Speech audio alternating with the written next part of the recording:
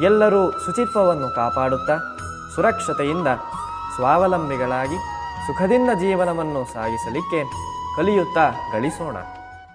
ಭಾದ್ರಪದ ಮಾಸ ಶುಕ್ಲ ಪಕ್ಷದ ಚವಿತಿ ತಿಥಿಯನ್ನು ವಿನಾಯಕ ಚತುರ್ಥಿಯನ್ನಾಗಿ ಆಚರಿಸುತ್ತೇವೆ.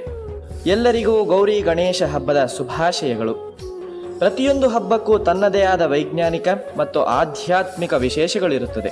ಗೌರಿ ಗಣೇಶ ಹಬ್ಬ ಆಚರಿಸುವ ವೈಜ್ಞಾನಿಕ ಹಿನ್ನೆಲೆಯಾದರೂ ಏನು?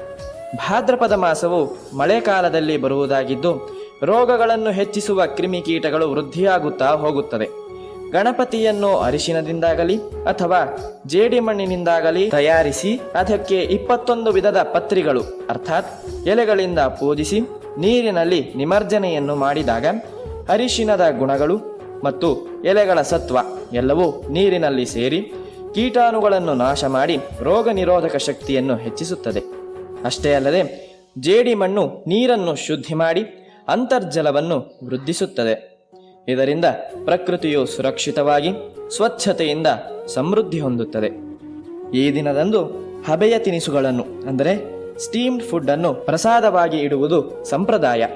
ಬೆಲ್ಲ, ಹಬೆಯ ತಿನಿಸುಗಳು ಎಲ್ಲವೂ ಆಯುರ್ವೇದದ ದೃಷ್ಟಿಯಿಂದ ರೋಗ ನಿರೋಧಕ ಶಕ್ತಿಯನ್ನು ಹೆಚ್ಚಿಸುವ ವಿಧಾನಗಳಾಗಿದೆ. ಆದ್ದರಿಂದ ಆಧ್ಯಾತ್ಮಿಕವಾಗಿ ಅಲ್ಲದೆ ವೈಜ್ಞಾನಿಕವಾಗಿಯೂ ಸಹ ಗಣೇಶ ಚತುರ್ಥಿ ಒಂದು ವಿಶೇಷ ಸ್ಥಾನವನ್ನು ಪಡೆದಿದೆ.